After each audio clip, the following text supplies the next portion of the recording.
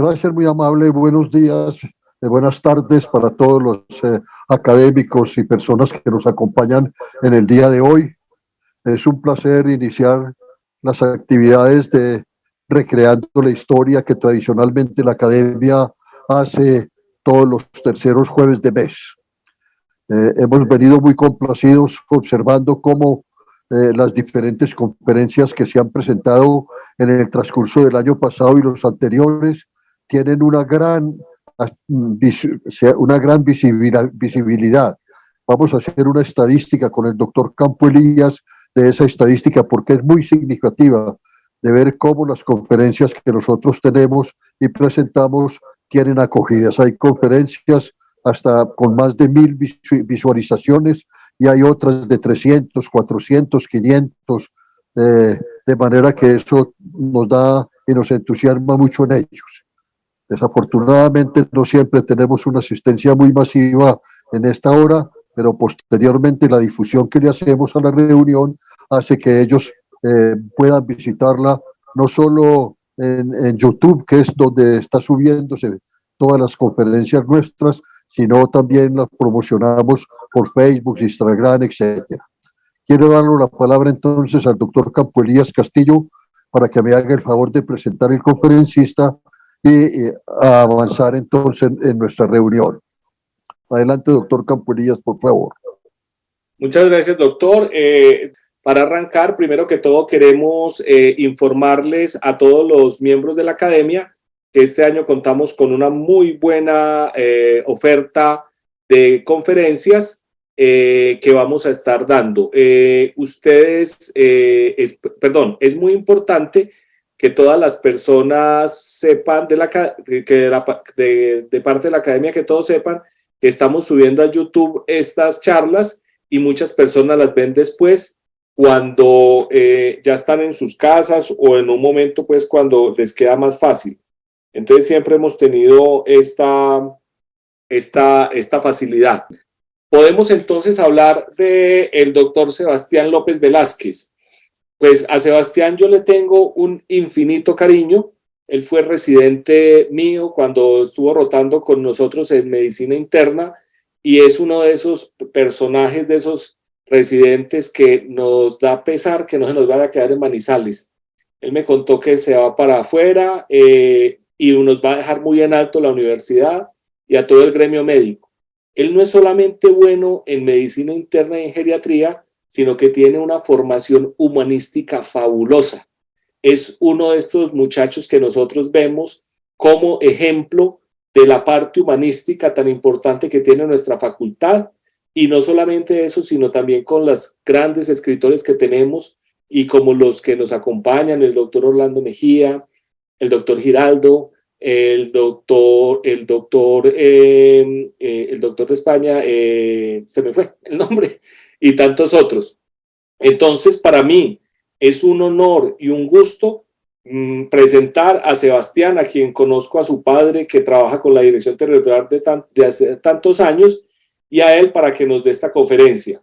Adelante, doctor Sebastián, arranque su interesante conferencia. Muy buenas noches, muchas gracias por esas palabras del profesor Campo Elías.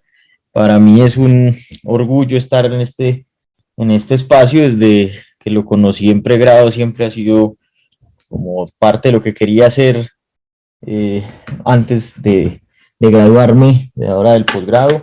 Y bueno, esta es la oportunidad de juntar las dos pasiones que más tengo en la vida, que son las humanidades y la geriatría.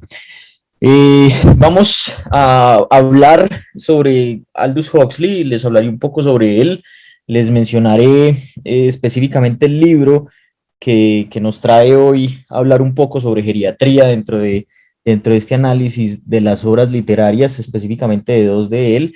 Les pido excusas si en varias de las diapositivas leeré el texto tal cual está ahí, pero es para hacer énfasis en diferentes aspectos y cómo una rama y un concepto geriátrico tan importante como lo es la compresión de la morbilidad, tal vez Aldous Huxley haya sido el que lo instauró en la mente de las personas a nivel mundial sin darnos cuenta siquiera.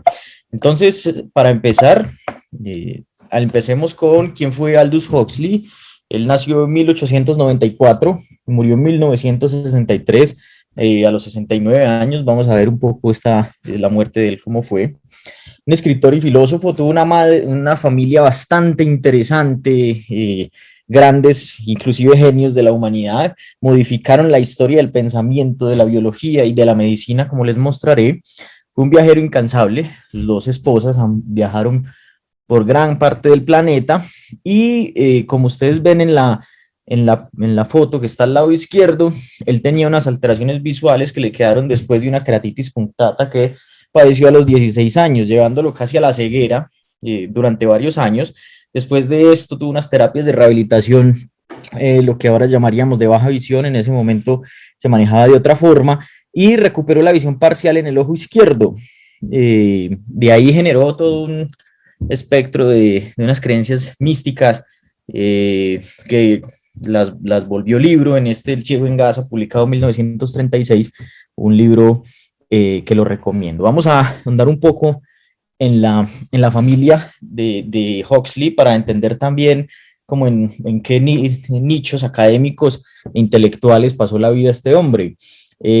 Mencionar que su madre, Julia Arnold, fue de las primeras mujeres en estudiar en una universidad de alto prestigio en Inglaterra, y vemos como su abuelo fue Thomas Henry Huxley, llamado el Bulldog de Darwin, tal vez lo más famoso dentro del todo el mundo del periodismo. Fue cuando tuvo el famoso debate con este obispo, en el cual él defendía la teoría evolucionista a capa y espada. El obispo en cierto momento se sintió un poco ultrajado y dijo pues que le parecía asombroso que ascendiéramos del mono ante tal capacidad de argumentación, a lo cual Thomas le respondió pues que él prefería eso a cerrarse de manera tácita a un debate.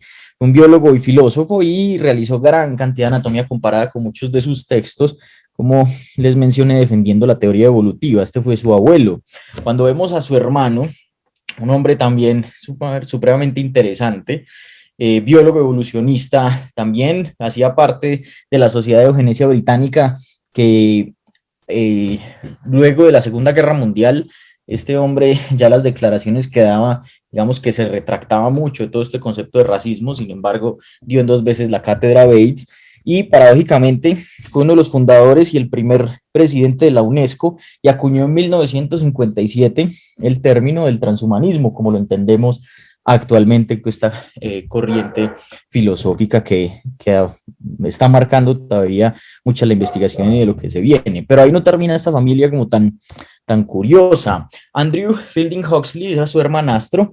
Él fue premio Nobel de Fisiología y Medicina en 1963. Estas fueron las 5 publicaciones que sacó en el 52 junto con Hawking. Hawking no es el mismo, no es el mismo de las descripciones oncológicas, y se lo dieron básicamente por las descripciones que derivaron en los canales de sodio que hoy conocemos. Una familia que, por lo que vemos, cambió la historia de la medicina, de la filosofía, e impulsó muchas de las teorías biológicas por fuera de lo que veremos que hizo Aldous Huxley propiamente. Hay un punto cardinal en la historia, importante, en la historia de Aldous Huxley, y fue cuando se conoció con este señor, el doctor Humphrey Osmond. Fue uno de los pioneros en la utilización de medicamentos antipsicóticos, específicamente la mescalina, que de ahí fue cuando se contactó con él. Huxley, un empecinado, digamos, experimentador de estas sustancias, probó gran cantidad de ellas, incluyendo sustancias psicoactivas, conoció muchos de los derivados que se habían intentado en estos pacientes con trastornos psiquiátricos, y escribió 2 libros también supremamente interesantes sobre estas experiencias psicodélicas y cómo él le daba toda esta connotación sociológica y filosófica a los estados, digamos, de alteración. Libros muy interesantes, muy disidentes, sobre todo porque el término psicodélico, propiamente dicho, en la ciencia y en la sociología se lo acuñó este médico que estamos que estamos viendo acá.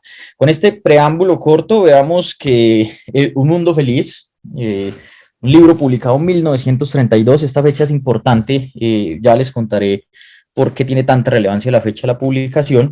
Era una distopía en el cual el desarrollo tecnológico había sido llevado al extremo,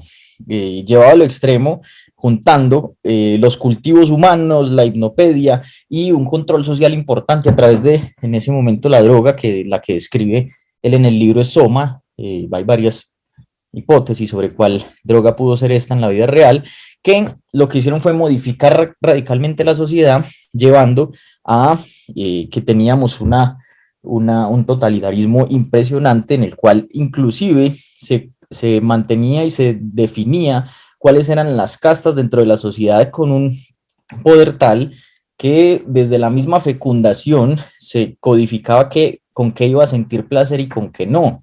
Uno de los ejemplos más dicientes eran los que se pensaba que iban a ser mineros, la clase omega, la clase de simplemente actividades físicas sin un componente intelectual importante, sentían más placer estando a altas temperaturas, a baja iluminación, que cuando no lo tenían, volviéndolos de cierta manera no solo físicamente preparados para esto, sino que todo su mundo girara en torno a esta situación.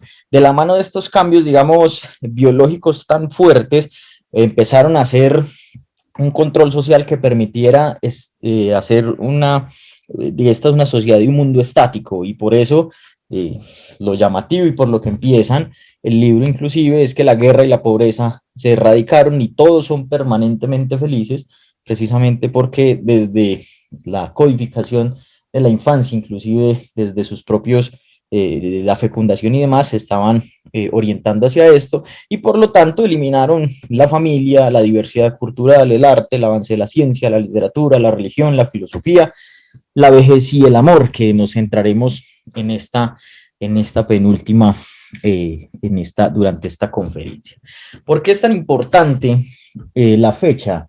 En los diarios que tenía Huxley, él empezó a escribir Un Mundo Feliz en 1931, tenía una gran amargura en su vida por mucho de lo que estaba sucediendo, y vamos a ver cómo en el mundo se manejaban unas cosas, pero a Huxley le tocó vivir otras, y con una influencia de un pensamiento muy fuerte sobre todo lo que estaba rodeando a su familia. Tenemos como en 1932, el año en el que se publicó este libro, España disuelve la Compañía de Jesús y expropia sus bienes, lo cual llevó una crisis más que teológica, monetaria en la religión. 10 años llevaba ya Benito Mussolini en el poder. Hitler pierde contra Hindenburg por amplia mayoría en el 32. El golpe de Estado fallido en España, inicia la hambruna de la Unión Soviética, la policía de la India arresta a Gandhi y vemos que empieza a operar la BBC. Fue un año en el cual ocurrieron cosas importantes en el mundo, lo cual llevó a que cuando analizamos en este contexto muchos de los personajes principales de esta obra, hay ciertas contradicciones. Por ejemplo, Bernard Marx, uno de los principales en este libro, es una combinación de Bernard Shaw, que era un filósofo, un escritor bastante polémico, y Karl Marx.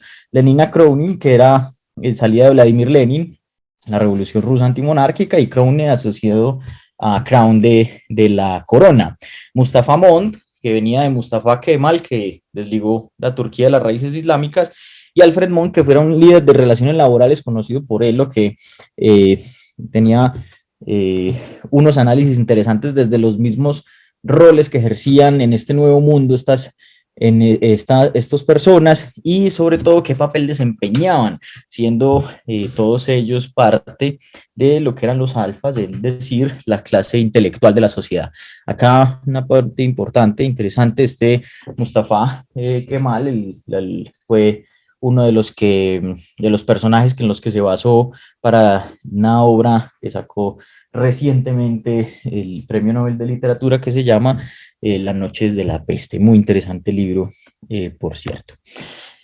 Llegamos a que Aldous Huxley, en ese momento, en 1930 sobre todo, pero 31, tenía una influencia intelectual, social y de todo lo que venía ocurriendo a su alrededor, en la que la psicología conductista estaba ganando un gran auge, esta forma de educar desde la infancia para lo que se va a hacer en la adultez y en la vejez, en ese momento sobre todo la adultez, todo lo de ingeniería genética para pensar en perfeccionar el ser humano, el positivismo que es transversal en la obra de Un Mundo Feliz, totalitarismo, ya vemos los personajes pues, totalitarios tal vez más influyentes en la historia ocurrieron, tenían eventos cercanos en ese tiempo, y una crítica al consumismo muy grande, porque durante la época en la que Aldous Huxley estaba creciendo, empezaron a tener todos estos cambios de la revolución industrial, en los que ya la maquinaria empezó a ser más poderosa que el hombre en el sentido monetario,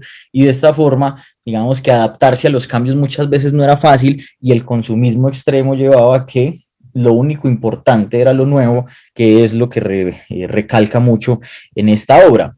Pero, ¿por qué hablar de la vejez? Específicamente en un libro que sus distopías se han marcado, sobre todo por este control de la sociedad, sobre todo por la eugenesia, sobre todo por esta hipnopedia que tan marcada, y sobre todo en los primeros capítulos, donde muestran pues todo este mundo tecnificado tan impresionante. Hablar de vejez es importante en este libro y derivó en esta charla, porque vemos que la vejez entra en el mismo grupo de lo que se debe erradicar junto con las enfermedades, pero también de lo que se debe erradicar porque genera un componente histórico y de cambio, como las artes, como la historia por sí misma, y como la literatura. Y textualmente en el libro solo faltaba conquistar la vejez después de haber erradicado la enfermedad, y empezaron a probar con diferentes hormonas gonadales, transfusión de sangre de gente joven, sales de magnesio, los cuales estudios de hormonas gonadales dentro de el gran espectro de publicaciones de medicina antienvejecimiento, las hormonas gonadales siguen utilizándose y estudiándose si tal vez la testosterona en un momento del ciclo vital pueda tener impacto en esto. La transfusión de sangre joven, utilizado sobre todo buscando los compuestos que permiten reducir ese acortamiento telomérico como una de las teorías del envejecimiento, y las sales de magnesio ya por otros componentes de la tradición popular en el momento. Pero en verdad no suena tan mal esto que plantean ahí, porque hasta ahora estamos planteando que el envejecimiento como tal y su desaparición dentro de un mundo en el cual se erradican las enfermedades, pues es terriblemente malo. Pero veamos cómo lo expresa en el libro el director, en el que dice que todos los estigmas fisiológicos de la vejez han sido abolidos, y con ellos, naturalmente, todas las peculiaridades mentales del anciano. A los 60 años, nuestras fuerzas son exactamente las mismas que a los 17. En la antigüedad, los viejos solían renunciar, retirarse, entregarse a la religión, pasarse el tiempo leyendo, pensando. Si lo vemos desde las dos primeras partes, pues terminan siendo primero un juicio de valor fuerte, como se manejaba en ese momento, ya lo veremos, sobre las condiciones precarias de envejecer y en la asociación directa entre estar anciano y ser enfermo, como si el envejecimiento per se fuera una enfermedad. Pero si nos vamos a que a los 60 años las fuerzas son las mismas que a los 17 años, pues no parece que sonara tan mal el hecho de ver un componente físico tan importante. Pensar simplemente en las mentes brillantes de la humanidad, como su funcionamiento físico no se hubiera alterado con unas capacidades mentales en constante expansión. Pero vamos a ver un poco cómo esto se iba desligando, cómo esta visión del envejecimiento que se iba presentando en este momento histórico, pues arrastraba una tradición de varios siglos, por un lado, y por el otro, cómo la interpretación que se da en Un Mundo Feliz tenía un objetivo específico de parte de Aldous Huxley, que nos lo mostró casi en el lecho de su muerte.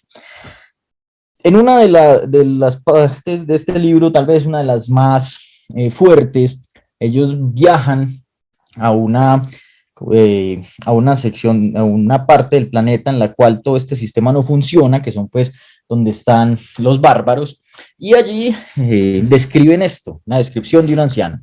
Un indio casi desnudo descendía muy lentamente por una escalera de mano de una casa vecina, peldaño tras peldaño, con los temblorosa cautela de la vejez extrema. Su rostro era negro y aparecía muy arrugado, como una máscara obsidiana. Su boca desdentada se hundía entre sus mejillas.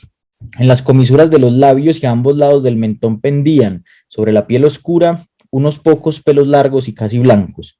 Los cabellos largos y sueltos colgaban de mechones grises a ambos lados de su rostro. Su cuerpo aparecía encorvado y flaco hasta los huesos, casi descarnado. Bajaba lentamente, deteniéndose en cada peldaño antes de aventurarse a dar otro paso.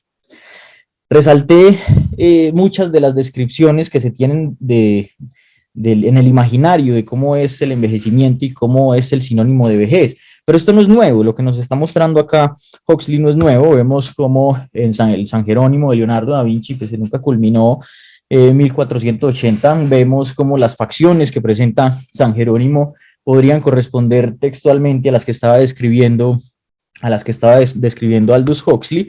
Vemos acá en esta la alegoría del trionfo di Venere como representa una gran cantidad de escenas, pero nos vamos a centrar específicamente en esta y vamos a agrandarla un poco, en el cual es una mujer anciana que comparte las características físicas que ya habíamos mencionado. Está la descripción, aplica la descripción de Vasari de los celos, esta conjugación de sentimientos negativos, ya les mostraré un poco más adelante, y acá para mencionar simplemente que si los hombres creemos que la representación pictórica del envejecimiento masculino ha sido fuerte, es porque no hemos visto la representación pictórica del envejecimiento femenino, en el cual absolutamente todas son peyorativas cuando lo analizamos en estos contextos específicos.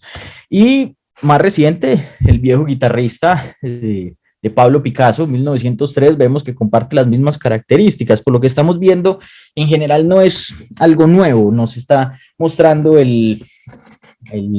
la visión popular que se tiene del envejecimiento y que se tiene actualmente. Es común encontrar ahora, a una hora, en estudiantes que apenas están iniciando en el mundo de la geriatría, cómo se imaginan un anciano, y casi siempre cuando, digamos, se lo imaginan es porque se lo imaginan con esta visión que nos ofrece desde hace mucho tiempo y que las propagandas actuales lo confirman. Pero ¿qué es entonces lo relevante en los que nos vamos a centrar? Y es que cuando Lemina le pregunta ¿qué es un viejo? Y él le dice, el director es viejo y muchas personas son viejas, pero no se ven como él. A lo que le responde de esta manera: es porque no les permitimos ser así. Las preservamos de las enfermedades. Mantenemos el equilibrio artificial de sus secreciones internas de modo que conserven la juventud. No permitimos que sus niveles de magnesio calcio desciendan por debajo de lo que es pertinente a los 30 años. Les ponemos transfusiones de sangre joven, estimulamos de manera persistente su metabolismo. Este es el motivo de que no tengan este aspecto. En parte porque la mayoría mueren antes de alcanzar la edad de este viejo, juventud casi perfecta hasta los 60 años y después el final.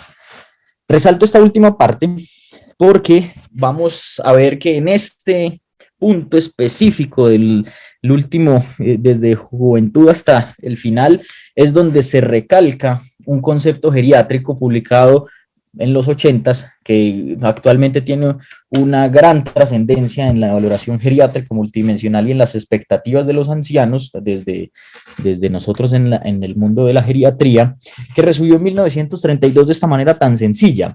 Pero para llegar acá, sabemos que hemos tenido un recorrido histórico larguísimo en el cual el envejecimiento y la enfermedad siempre han estado en conflicto, en el sentido de decir, el hecho de estar viejo es estar enfermo, como si fuera sinónimos, o el hecho de envejecer implica que se aumenta el riesgo de enfermar, y las diferencias pueden no ser tan fáciles de hacer en muchas circunstancias. De ahí que, inclusive partiendo desde Cicerón, vemos que él consideraba que la edad era una enfermedad incurable. Vemos cómo Séneca le da una relevancia al envejecimiento en el contexto de mantener su independencia, y es que si él se mantiene con sus facultades mentales y físicas, a pesar de tener muchos años, pues no le ve problema. De ahí mucha de lo que se concibe todavía actualmente, sobre todo en los ancianos de nuestras latitudes, en los que el componente físico es el predominante para considerarse viejo, valerse por sí mismo. En la Edad Media, los ancianos, digamos que la buena salud, por todos los preceptos religiosos y muchas de las visiones que se tenían en ese momento, sobre todo en Occidente, era o una intervención divina o una intervención diabólica, que afortunadamente después ya se empezaron a tener cambios, sobre todo en un mundo en el que la gerontocracia era casi igual a la que tenemos hoy en día. Empezaron ya diferentes personajes muy importantes a envejecer y a escribir cosas. Tal vez el más influyente de estos sea el Tratado de la Vida Sobria, en el cual pues marcó un paradigma de dietética en la humanidad. Y en el Renacimiento, sobre todo cuando vemos en el contexto artístico, muchos artistas fueron muy longevos, los 80 años, Da Vinci, por ejemplo, pero muchos asociaban la juventud como sinónimo de salud, belleza y perfección, y de ahí que muchas de las esculturas, sobre todo iniciales, tuvieran este enfoque. Vemos como el padre de la neurología moderna dice que muchos de los cambios tisulares en el envejecimiento llevan a un punto donde estas dos situaciones, el hecho de un cambio fisiológico y la enfermedad, sea difícil de desligar.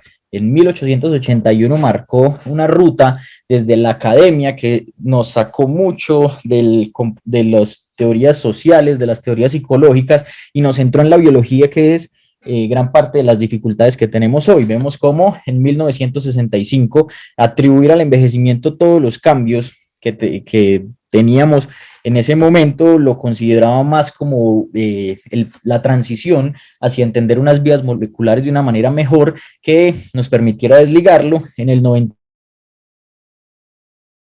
de la incidencia de enfermedades asociadas a la edad y este proceso de envejecimiento y enfermedad no estaba desligado de una manera tan fuerte, y ahí que muchas de las enfermedades se estudiaban como un continuum, y el hecho del envejecimiento como algo, como lo manejamos hoy en día, respecto a las patologías no se discriminaba.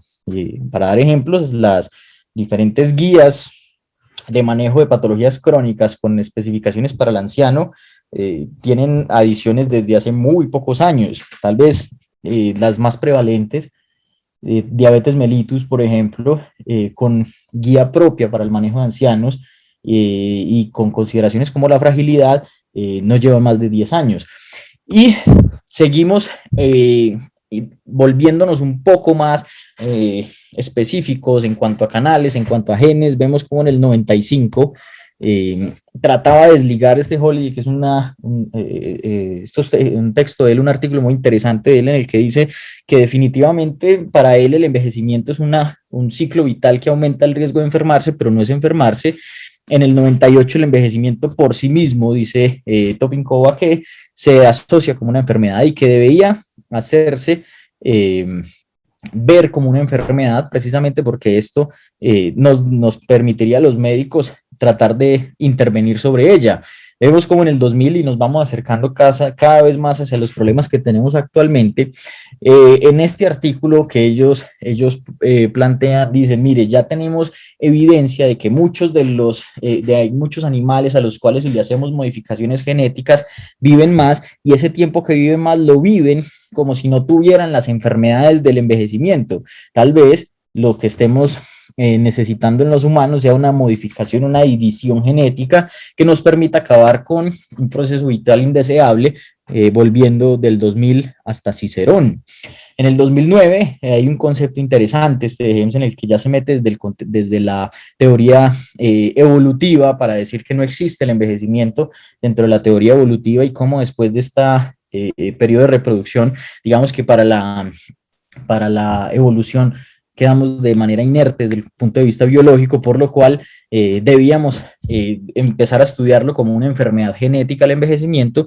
Y en el 2015 hay una corriente que arrancó y persiste, en el cual pues el envejecimiento se adapta a la definición de enfermedad, y existe un consenso para verla como tal, que culminó, como les mostraré más adelante, en inicialmente incluir en el CIE 11, que está próximo a salir, el envejecimiento como enfermedad. Teniendo este muy somero contexto histórico de las visiones que se han tenido sobre envejecer y enfermar en un continuum a veces indisoluble. Vemos que en la época de Huxley el envejecimiento se tomó como una enfermedad, viendo que los ancianos de esa época no tenían las mismas capacidades físicas para trabajar en las empresas como si los tenían los jóvenes, haciendo que el hecho de envejecer de entrada fuera peyorativo, de entrada implicar una disminución en las capacidades y de entrada dijeran, mire, hay que hacer todo lo posible para no envejecer de cualquier forma, porque económicamente tornarse viejo es un problema, y no solo para ellos, es un problema para el Estado, es un problema para la familia, lo que lleva un poco a las discriminaciones que se realizan en la obra de Huxley, y vemos cómo el componente físico específicamente es el que se trata de preservar. El crecimiento y la formación mental tiene unos ciclos que generalmente no se alteran, se dirigen pero no se alteran. En cambio, el componente físico definitivamente se sostiene para nunca envejecer y tener la misma fuerza a los 60 que a los 17 años. ¿Cómo abordamos entonces esto de Huxley hoy en día? Tenemos esta dicotomía persistente entre enfermedad y no enfermedad. Muchos de los que defienden que es una enfermedad hablan de que si lo analizamos el fenómeno como una patología, pues vamos a aumentar la cantidad de investigaciones y vamos a tratar de mantener la búsqueda de esa inmortalidad que tanto queremos. Y los que no consideran que se trata de una enfermedad, pues es más un ciclo, un proceso natural del ciclo de la vida en la que es más susceptible a enfermar a distintas enfermedades, similar a lo que ocurre en los niños, similar a lo que ocurre en las embarazadas, solo que en un tiempo más prolongado, y que esto llevaría a invertir inadecuadamente los fondos en investigaciones y más en investigaciones que en la misma atención de los pacientes. Un poco para meternos en las concepciones que se han ido manejando, sobre todo desde la enfermedad, es que ellos argumentan que siguiendo estos criterios de Streller para considerar una patología, vemos que el envejecimiento sí es intrínseco, universal, irreversible, progresivo y genético, por lo que dicen que cumple características, cumple criterios para considerarse una enfermedad. Sin embargo, cuando analizamos un poco más de este continuo entre envejecer y enfermarse, vemos como en el gráfico de la izquierda tenemos unos efectos protectores, que estos son, digamos, todo lo que tenemos desde la misma gestación de nuestras madres, tenemos la infancia, el nivel educativo, no, las mujeres que no se embaracen jóvenes, no haber sufrido violencia, el alto nivel educativo que hace que los riesgos de envejecer de una manera, digamos, de una mala manera, si cabe la palabra, se reduzca. ¿Qué pasa? Esta línea punteada que vemos que nos divide entre, digamos, lo que está hacia arriba de protector y hacia abajo de hacer daño, depende mucho de las capacidades que se tengan para soportar los diferentes avatares de la vida, y en estos avatares se incluyen procesos biológicos de enfermedad y todos los sociales, cognitivos y socioculturales. Por eso hay personas que en un proceso de envejecimiento pueden persistir en la línea punteada o encima de ella y decir que mire, tuvo lo que llamamos un envejecimiento exitoso. Personas que siempre están los extremos, que son los más famosos, todos estos supracentenarios que trotan, supracentenarios que nadan, supracentenarios en bicicletas y en bicicleta desde un componente físico, y también personas que tienen mucha edad, que tienen unas funciones cognitivas y unos roles sociales importantísimos, y ahí es donde la gerontocracia, no es sino ver las fotos de las reuniones de las Naciones Unidas, cuántos tienen por lo menos menos de 65 años, que son muy pocos, y el ejemplo del astrofísico Hawkins, que murió pues a una edad que consideramos avanzada a pesar de su patología, con unas funciones superiores, ahí sí serían unas funciones mentales superiores, y otro espectro pues lo van a tener hacia abajo, y entonces tendríamos que decir que en verdad envejecer es sinónimo de enfermedad, pues parece que no siempre, y todas estas características que estábamos viendo para considerarla como el envejecimiento como una enfermedad no serían suficientes, y por eso este gráfico de la derecha lo que dice, mire, usted está, el título es bien diciente, está enfermo o solo está viejo. Dicen que las causas suficientes, viéndolas más desde este contexto, para para decir es viejo o está enfermo muchas veces no se cumplen, y de ahí que ligarlo de una manera irreversible pues no tiene unos sustentos tan fuertes, más aún cuando vemos que dentro del proceso de envejecimiento vemos el envejecimiento acelerado, el normal, y lo que llamaríamos el envejecimiento exitoso, como hay unos momentos que se pueden presentar que pueden hacer que las personas entren en síndromes geriátricos y vuelvan y salgan, y otras enfermedades que hacen que se mantengan en síndromes geriátricos durante más tiempo antes de fallecer, por lo que la linealidad en esto tampoco es tal. Y precisamente de esta linealidad es de donde parte el concepto de compresión de la morbilidad que veremos más adelante. Hay unos conceptos de carga alostática que han derivado muchos estudios, uno reciente publicado por la profesora Carmen Lucía Curcio, pero se han enfocado muchos otros también. Es el famoso término de la fragilidad que manejamos en geriatría, y es como la capacidad del organismo de responder y de defenderse y de adaptarse a las injurias del sistema, se condicionan qué tan probable es que enfermemos. De ahí que las personas que no son frágiles, en la geriatría las llamamos robustas, las personas robustas tengan una menor probabilidad de enfermar que los ancianos de su misma edad con características similares que son frágiles. Y parte de esta explicación se ha escapado de una manera tan dramática al modelo mecanicista que hace difícil el entendimiento desde muchas de las investigaciones que vemos de una manera tan lineal, y de ahí que también muchos de los cambios del paradigma que estamos viendo en muchas enfermedades reumatológicas, psiquiátricas y la fragilidad, por ejemplo, en geriatría, ya empecemos a ver un contexto un poco más desde la cuántica, desde la verdadera cuántica, pues no la charlatanería que se maneja en las redes. Llegamos entonces, después de todo esto que les acabo de contar, a que en el año pasado, después de gran cantidad de reuniones, de quejas, de cartas al editor, de gran cantidad de comediantes hablando sobre esto, los famosos memes de las redes sociales, también caricaturas, decidieron que iban a quitar el estar viejo como un diagnóstico en el CIE-11, es decir, que pues, podíamos decir vejez como diagnóstico, como si pudiésemos poner niñez como diagnóstico médico. Y este artículo es muy interesante porque lleva paso a paso cómo fueron estos procesos de discusión, pero algo muy interesante que les traigo acá es para que veamos cómo muchos de los conceptos que tenemos actualmente les hemos cambiado el nombre, pero persisten inclusive desde 1881 con Charcot. Y es que se quitó el término vejez como título de categoría y se reemplazó por una disminución de la capacidad intrínseca asociada al envejecimiento, de una manera inexacta de darle un diagnóstico a la fragilidad. Y el término patológico como un código de extensión que se tenía para describir el proceso normal de envejecimiento, lo cambiaron por el término más apropiado, biológico. ¿A qué llevó todo esto? A que el hecho de envejecer no se desligó completamente de la patología al tener un código CIE-10, la niñez no tiene código CIE-10, pero tampoco se le dio el término peyorativo de decir estar viejo es sinónimo de estar enfermo.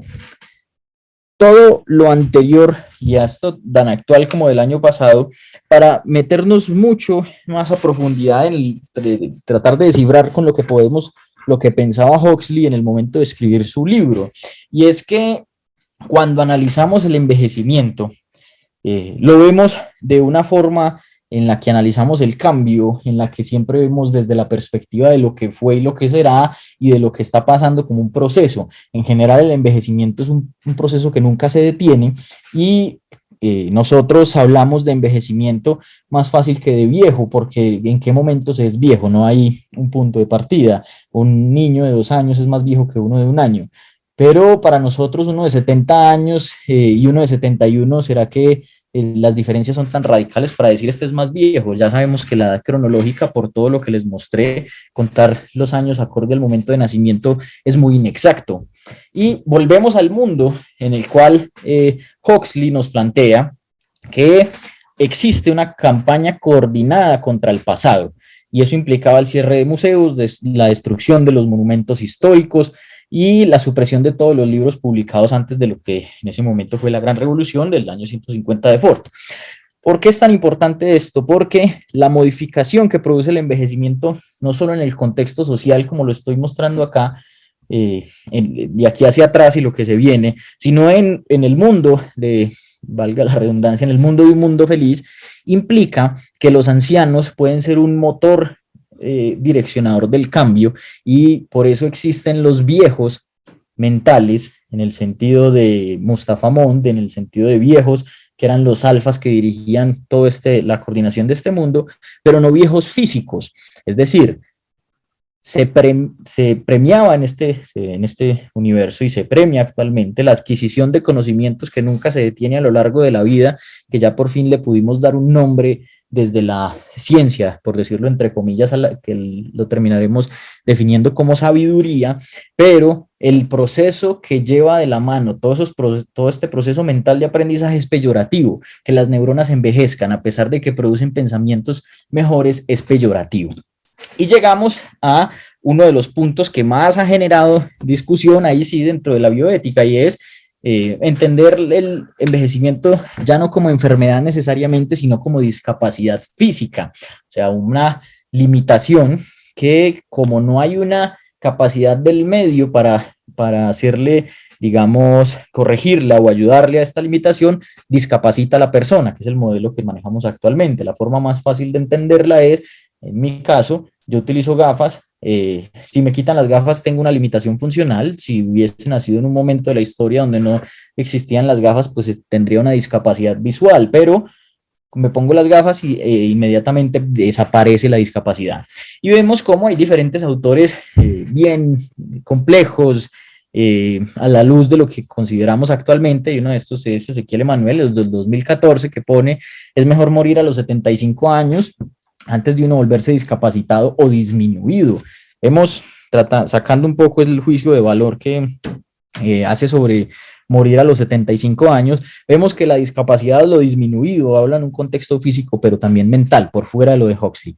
Y Michael Brannigan habla de produzco y luego valgo en el sentido económico. Y ahí es cuando el pensamiento, como tanto se ha dicho, la historia es una gran cámara de ecos. Los pensamientos que teníamos hace tanto, inclusive en la época anterior a Huxley, se siguen reportando en la literatura. Y si modificamos esta parte de envejecimiento y nos vamos hacia cuál es el problema de la sociedad en Huxley, es que era una sociedad que no podía modificarse. Y por lo tanto, todo lo que generara una alteración en esto nos iba a producir un problema, y por eso desaparecía la historia, la literatura, el arte, la ciencia, por fuera de lo que ya se tenía, la familia y la religión, y la sexualidad entendida ya más como un lazo por fuera del estrictamente biológico. O sea, en este libro, las relaciones sexuales, incluyendo desde la infancia, no tienen ningún problema por la satisfacción, digamos, la recompensa del acto sexual, pero todo lo que implica las relaciones interpersonales que derivan en el acto sexual son abolidas completamente. Y vemos cómo el envejecimiento es un gran productor de cambios. Es un gran productor de cambios porque el solo pensar en envejecer, hablando no solo desde un componente físico, sino también mental, lleva a unos cambios en los sentimientos, en los anhelos, en las capacidades y en las situaciones. Y como vemos acá, en ningún momento estoy hablando de que sean disminuidas. Los sentimientos cambian, los anhelos, las capacidades, pero no necesariamente se disminuyen. Incluyendo las capacidades físicas, los cambios no necesariamente repercuten en que sea menos funcional y en que se discapacite sí o sí. Lo otro es que hay un concepto muy interesante sobre las experiencias negativas a medida que se envejece, y es que está la categorización de las emociones, y las personas mayores tienen una gran capacidad para mitigar el sufrimiento de las experiencias negativas. Al contrario, las experiencias positivas las viven con igual o con mayor intensidad que las personas jóvenes, por lo tanto, es un gran productor de cambios y siempre vamos a premiar de alguna manera en este mundo de Huxley todo lo que sea positivo y nos evite pensar en lo negativo. Por eso, darle una reorientación a lo negativo es un problema. Lo otro es que la esperanza en las personas mayores es un dominio muy diferente a la esperanza en las personas jóvenes, siendo este un eje cardinal. Se piensa muchas veces que se pierde la esperanza por el hecho de ver que los años que le faltan, tomándolo como un estándar, los años que le faltan por vivir son menos que los que ya vivió, hace que la esperanza cambie, al contrario, la esperanza se modifica. Y lo otro es que entre más años se tiene mayor probabilidad de ver a los seres queridos morir, lo cual genera una carga y un aprendizaje de ahí en adelante que cumple ciertas funciones educativas de la sociedad en general. El problema es que estos cambios y los físicos han tenido una tara en Occidente muy fuerte. Tal vez esta autora, lo recomiendo, este libro es espectacular, fue publicado en el 2011. Ella es una de las grandes defensoras del envejecimiento y una de las que ha peleado por todos lados sobre el llamado ageism, que la traducción sería edadismo, pero digamos una traducción más adecuada sería el senilismo, porque hablar de edadismo implica también la discriminación a los jóvenes. En este caso estamos hablando de senilismo precisamente hacia los ancianos. Este libro específicamente en el 2011 se consigue por eBay. Habla sobre cómo hay una nueva concepción de que el envejecimiento, a pesar de unos cambios económicos, económicos sí, pero también de la mano de obra en las empresas tan grande como ha surgido en el mundo y se ha presentado en Occidente y en Estados Unidos, persiste una visión de la declinación física como algo peyorativo, a pesar de que ya la gente en las empresas trabaja hasta edades mucho más avanzadas que cuando se concibió eso, que no podían trabajar. Y esta es una de las frases que me pareció más poderosa, y es que ella dice que la declinación del cuerpo con el envejecimiento ha sido una metáfora poderosa para la pérdida en la cultura occidental desde Sófocles, y específicamente en esta tercera parte, en la que ya pues es la parte final, en la que Edipo Rey ya vuelve allá, ya está en los problemas visuales y demás, con unas disminuciones en las capacidades físicas que han trastornado al mundo occidental de una manera muy importante y muy superior a lo que ocurrió en las orientales, que digamos, convergencia entre oriental y occidental fue lo que llevó a Huxley a publicar, a tener un cambio de percepción tan grande en su última obra, como les mostraré más adelante.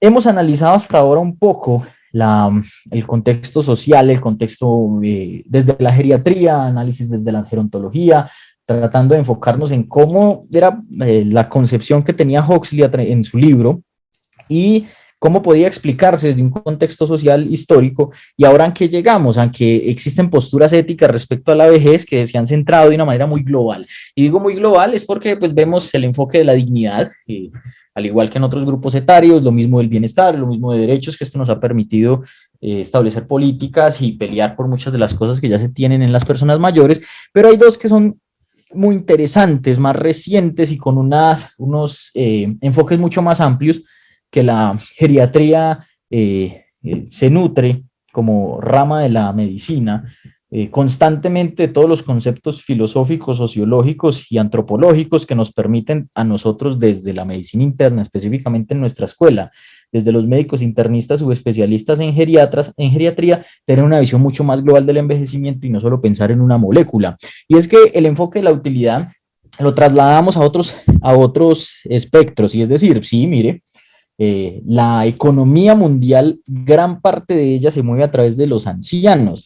La utilidad desde el componente físico de generar no es tan importante como lo era hace varias décadas, como en el momento en que Huxley empezó a escribir el libro que nos trae hoy.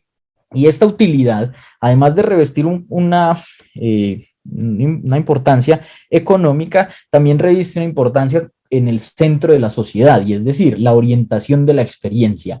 Hay algo de importancia biológica. El solo hecho de vivir más ha permitido que conozcan más en el sentido de la experiencia. Y llegamos a uno de los más lindos, que es tal vez el enfoque de la sabiduría, y es que asociamos el ser viejo con ser sabio, pero lo diferenciamos de ser inteligente. La inteligencia y la sabiduría van por caminos que se entrecruzan y se separan muchas veces.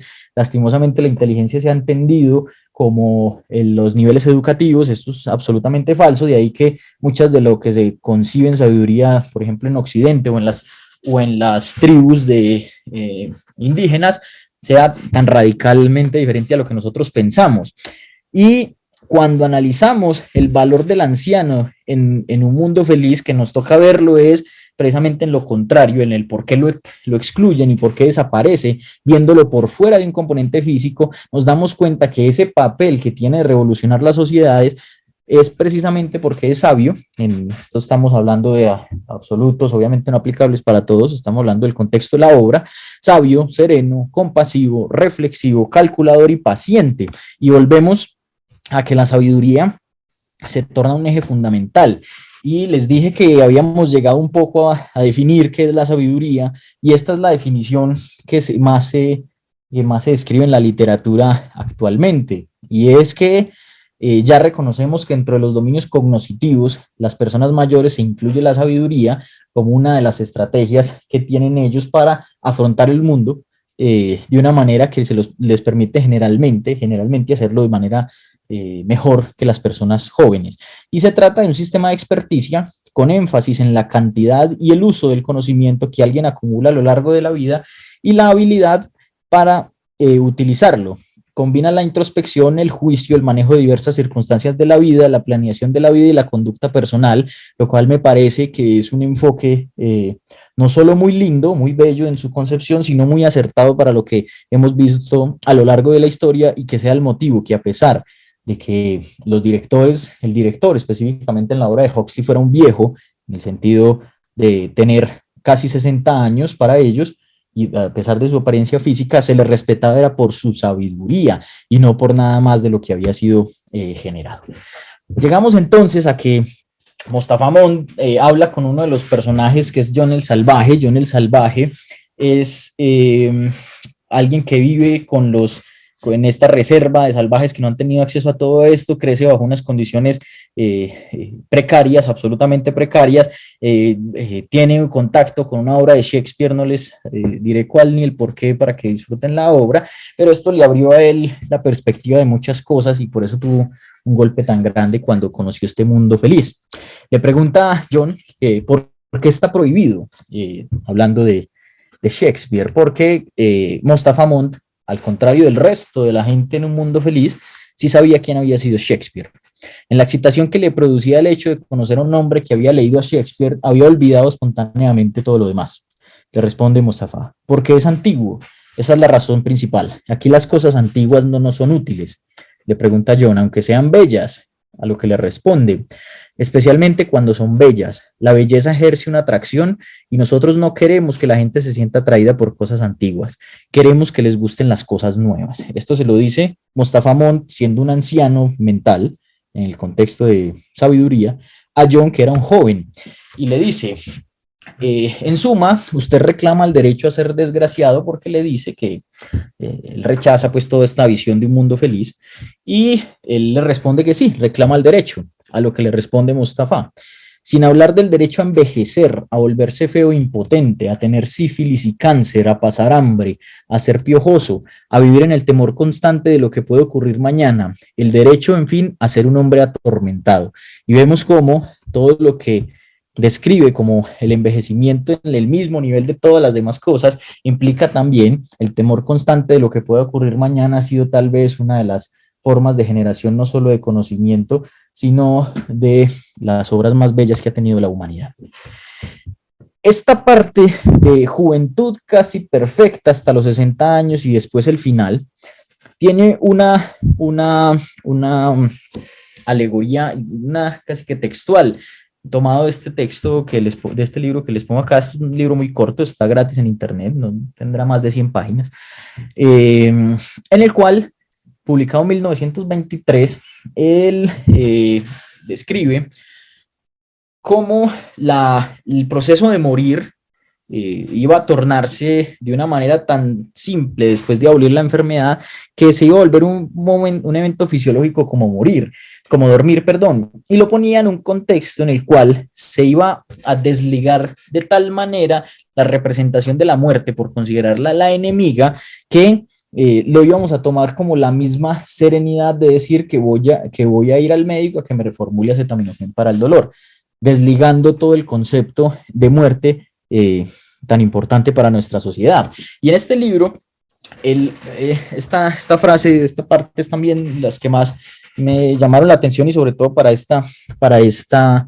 conferencia. La primera las leeré textualmente porque marca mucho de lo que ocurre en cualquier área del saber. Él dice, el inventor químico o físico es siempre un Prometeo. No hay un gran invento, desde el fuego hasta el vuelo, que no haya sido aclamado como un insulto a algún dios.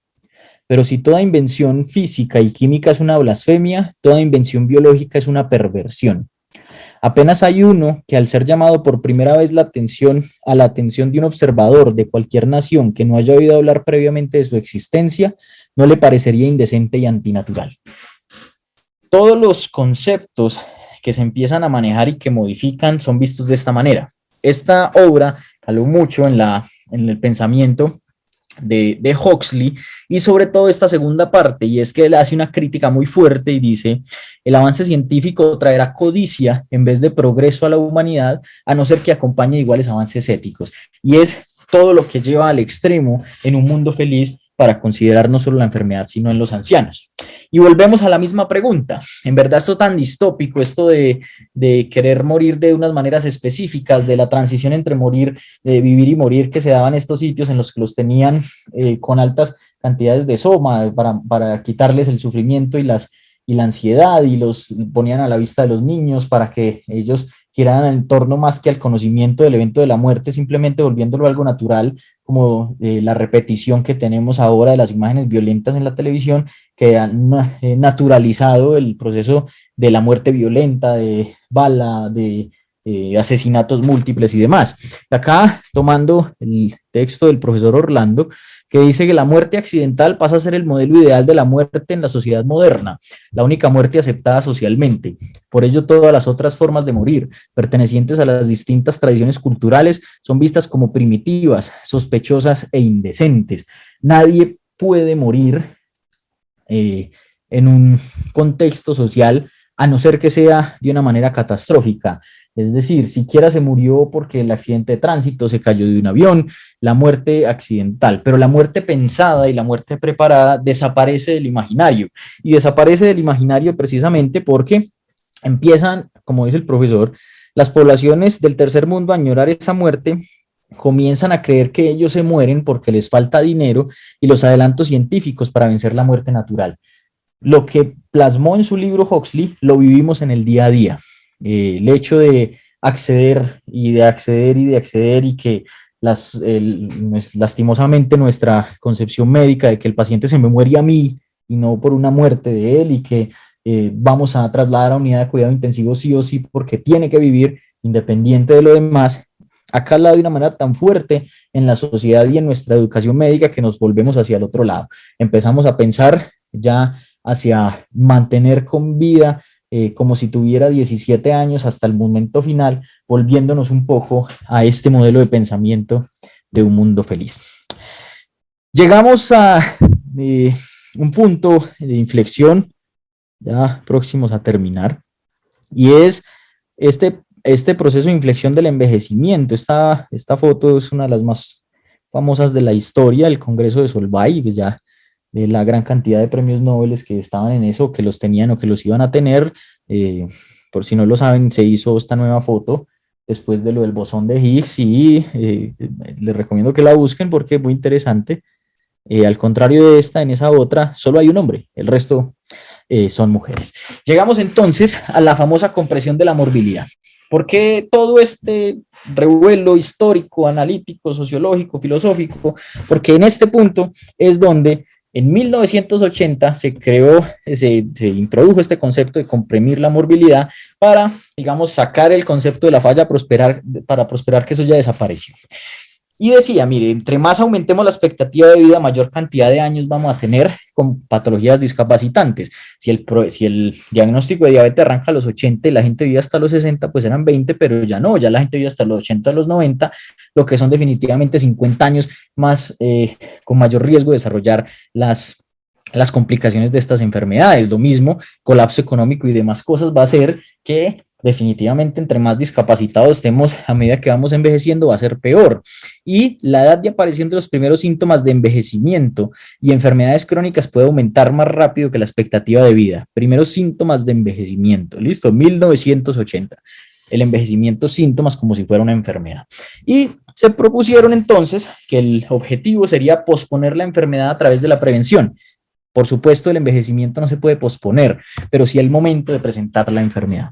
Y llegamos a esto y es hacia lo que se orientan todas las estrategias actuales. Y es decir, mire, se van a morir acá y se empiezan a enfermar acá, ¿sí? Pues yo preferiría que de alguna manera logremos que si la persona se va a morir a los 78, empiece a enfermarse a los 65, de modo que el tiempo que pase de acá a acá sea muy corto. Y muchas veces ocurre de una manera, vamos a ponerle comillas ideal, que alguien es independiente, tiene una carga de comorbilidades que no es tan grande y a los 100 años le da un ataque cerebrovascular y se muere. Todos decimos, pudo tener criterios para pensar en una compresión de la morbilidad porque la discapacidad entre el desarrollo de la enfermedad y la muerte tuvo un tiempo muy corto. ¿Cuál es el problema? Que estos patrones de compresión de la morbilidad no son así y tienen una gran cantidad de patrones que pueden ir, volver a aparecer, volver a subir, discapacitarse, volver a reducirse, desaparecer la limitación o la discapacidad que había generado la enfermedad, lo que hace que al analizarlo dentro del envejecimiento, pues se vuelva un poco más compleja. Lo que sí es que cuando vemos este énfasis en la prevención, ha ayudado mucho en prevenir discapacidad y en que cada vez encontremos ancianos que llegan a edades más avanzadas sin discapacidad, con enfermedades pero sin discapacidad puede ocurrir. El hecho de enfermar más tardíamente es una utopía que queremos todos los médicos, precisamente porque entre más tarde se enfermen, si se mueren más prontamente después de enfermarse, pues ese lapso sería corto, menor discapacidad, que para nosotros en geriatría la independencia es uno de los logros que más queremos. ¿Cuáles dificultades genera esto? Que el énfasis en la prevención evitaría la investigación y el envejecimiento. Estos fueron los conceptos de 1980. Pobre desarrollo de infraestructura para ancianos, asumiendo que si prevengo la enfermedad, prevengo el envejecimiento. Los datos de la expansión demográfica en ese momento se consideraba falsos. La financiación de esto es muy grande y es lo que está ocurriendo, por eso la movilización de los movimientos económicos, sobre todo europeos, y el logro de la inmortalidad, dirían ellos que se volvería más sospechoso. Que sí es cierto, que cuando lo pongo en las palabras que les estoy diciendo, en geriatría, sí pensamos que entre alguien más tarde se enferme y se discapacite, y que ese tiempo entre la discapacidad y la muerte sea más corto posible es mejor. ¿En qué sentido? En que la gravedad de la dependencia y la discapacidad es muy alta en como carga para la calidad de vida y demás cosas, analizándolo desde el concepto geriátrico, que vamos a ver si diferimos tanto de lo que decía Huxley. Acá simplemente para mostrarles cómo ha cambiado de manera tan importante la expectativa de vida, esto del 1900 a 2007. Esto es un análisis que empezaron a hacer y que salieron unos resultados, de hecho a principios de este año, esto fue como ven, hace mucho tiempo, que decía, mire, más o menos en qué año de la humanidad vamos a lograr que lo que usted vivió de aquí hacia atrás equipare lo de aquí hacia adelante en los ancianos. Y de una forma muy interesante, es decir, que vamos a vivir hasta los 130 años, es decir, que probablemente de los 65 años estemos en la mitad de nuestra vida, lo cual nos plantea retos y cosas para más adelante, y vemos cómo definitivamente los cambios en la primera hospitalización a lo largo de los años y de la edad de los pacientes se ha ido cambiando, cada vez siendo mayores los que se hospitalizan por primera vez, y las tasas de admisiones en los porcentajes cómo han disminuido dramáticamente con el paso del tiempo. Por lo tanto, después de todo esto, en 1980, con una visión sesgada de lo que era envejecer y enfermar como un sinónimo, y Aldous Huxley, sin una formación médica específica, mucho menos en geriatría, pero con una visión distinta, nos planteó la compresión de la morbilidad visto desde una manera con unas taras éticas, sociológicas y demás muy importantes, pero tal vez sea el primero que introdujo en la sociedad el contexto y en la literatura de la comprensión de la morbilidad, viéndolo desde las teorías que les acabo de mencionar. Antes de irme, no puedo ser injusto con Huxley y mencionarles que este es el último libro que él publicó antes de fallecer. En este libro, La isla es una utopía en el que una sociedad logra una armonía, estos avances tecnológicos, la preservación de la naturaleza y una profunda espiritualidad que liga y en el Océano Índico, la isla se llama Pala, y lo que hace es ligar un poco lo de Occidente y lo de Oriente, desligándose también mucho de lo de Occidente para dar la visión de este libro. En este libro, los valores principales son la felicidad, la sabiduría y el bienestar, y se vuelve una comunidad con una visión holística de la salud. Es una cosa casi que la contraposición a los modelos de vida que se pensaba en un mundo feliz. Recordemos que fue en 1932, o sea, a los 30 años después, ya con 68 años, Aldous Huxley moriría el año siguiente, un cáncer de laringe. Publicaba este libro y miren las pequeñas anotaciones que traigo acá de lo que mencionaban de los ancianos. Ellos mismos, decía, el envejecimiento no es una enfermedad, es una obra de arte. La vejez es una segunda infancia, un tiempo de descubrimientos y maravillas. No la visión de que todos los ancianos se vuelven como niños en el sentido de los pañales, eso es no solo falso, sino irritante para nosotros los que nos dedicamos a esto. Esta visión de segunda infancia lo habla es de maravillarse ante lo cotidiano, de aprender todos los días. La vejez es una oportunidad para la sabiduría y la reflexión, y lo pone en comparación con los que no están en paz, o sea, los que la añoran es la juventud y el éxito material por encima de la sabiduría y la reflexión, y envejecer es como escalar una gran montaña. Mientras se sube, las fuerzas disminuyen, pero la mirada es más libre, la vista es más amplia y mucho más serena. Con esto Huxley nos dio a entender mucho de la visión, de la crítica tan fuerte, y también nos ayuda a entender un poco porque es mucho más mediático un mundo feliz que la isla, porque la isla nos plantea retos, mientras que un mundo feliz nos plantea explicaciones a lo que probablemente estemos viviendo. Huxley, en su obra, todo lo que hemos hablado en esta conferencia, nos ha llevado a que lastimosamente persistimos buscando la fuente de la eterna juventud, cuando tal vez la eterna juventud no sea, digamos, el objetivo primordial en nuestra existencia. Y eso era todo lo que tenía para mostrarles.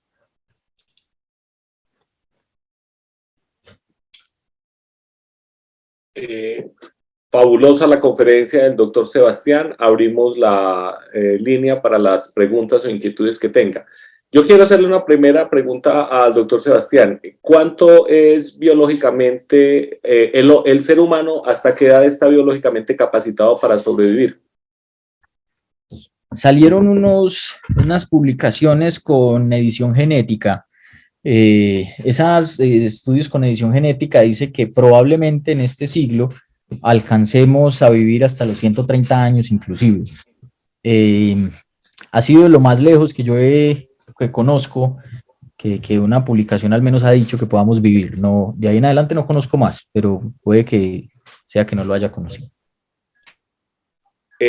Hablando de eso, hay una anécdota interesante, y es que en el año 1956 en Colombia sacó una estampilla que valía 20 centavos, donde decía un hombre colombiano, Javier Pereira, tenía 167 años de edad.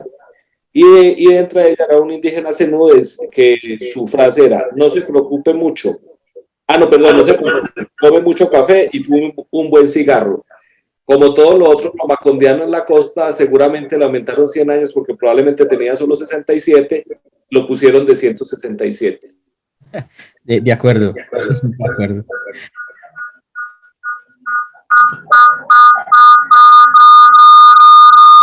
Doctor Sebastián, muchas gracias por su presentación. Realmente este tipo de presentaciones enriquecen y favorecen nuestra conducta de seguir desarrollando este programa de Recreando la Historia. Muy amable, y su conferencia estará rápidamente, lo más rápidamente que podamos en las páginas de YouTube y demás redes sociales de la Academia de Medicina. Gracias, profe. Veo que la profesora Natalia tiene la mano levantada. Sí, buenas noches para todos y para todas. Primero, felicitar al doctor Sebastián. Es una conferencia maravillosa que concatena aspectos históricos, pero también aspectos desde la biología, la ética y la genética específicamente, pero que nos muestra unas alternativas que es precisamente la fortaleza de nuestra escuela de medicina interna y geriatría, y además de eso la parte de investigación. Pero yo tenía una pregunta ya desde el punto de vista específico y científico, y son unos conceptos que a veces se entrecruzan y tal vez en unos es uno mucho más positivista que los otros que has mencionado, y es la diferencia entre el concepto de senescencia y envejecimiento. Quisiera que desde lo que nos has expuesto y desde tu perspectiva nos guiaras un poquito en qué es eso nuevo que se tiene, sabiendo que la senescencia pues está dentro del marco de lo genético y de lo biológico, pero quisiera que me aclararas un poquito esa gran diferencia allí. Bueno, muchas gracias, profe. La senescencia dentro del mundo de la geriatría ha ganado un papel muy preponderante porque nos ha permitido establecer diferencias desde el punto de vista biológico que nos predisponen a cosas. Entonces, lo que más se habla en senescencia, específicamente en la parte de la geriatría, ha sido estudiada desde la inmunosenescencia, precisamente porque el sistema inmune, a medida que pasan los años, sí tiene unos cambios importantes que hacen que se predisponga a infecciones, hay cambios importantes que hacen que la vacunación tenga particularidades, que la respuesta a enfermedades las cuales ya se tenía, digamos, las células T de memoria, tenga una respuesta disminuida. Ahora, cuando nosotros lo analizamos específicamente en genética y a raíz pues, del estudio y en la biología molecular, vemos cómo la senescencia ha sido la forma de explicar desde un punto de vista netamente biológico muchos de los cambios. La verdad es una de las maneras más útiles que tenemos nosotros para explicar, tratando de desligar un poco el componente biológico del resto del envejecimiento como tal y sobre todo para estudios poblacionales. Eso pues como para saber qué es. Ahora, en geriatría, ¿en qué nos ha servido mucho? Por fuera de las enfermedades infecciosas. Cuando empezamos a analizar el acortamiento telomérico, pero principalmente cuando empezamos a hablar de los procesos de proteostasis, ha sido tal vez la mejor forma de abordarlo, y es como todas estas alteraciones que se tienen en la capacidad de plegar las proteínas, y además de plegar las proteínas, de desecharlas cuando están mal plegadas, y cómo ha sido la génesis de muchos de las teorías, digamos, de Alzheimer, nos ha permitido abordarlo de una manera mucho más precisa, decir senescencia biológica al envejecimiento como tal. El envejecimiento casi siempre tiene un contexto cultural, social, histórico. La senescencia apunta más hacia lo molecular y lo genético. Doctor Campo Elías, ¿alguna otra pregunta, por favor? No, ya ¿Otra inquietud? Agradecerle a esa magnífica conferencia y para ponerla dispuesta para todos las personas interesadas, todos los estudiantes de las facultades de medicina. Va a ser una conferencia que va a quedar como básica para entender un poco lo del envejecimiento. Muchas gracias, doctor Sebastián, por su gran charla. No, a ustedes por invitarme. Muchas gracias. Muchas gracias, doctor Sebastián.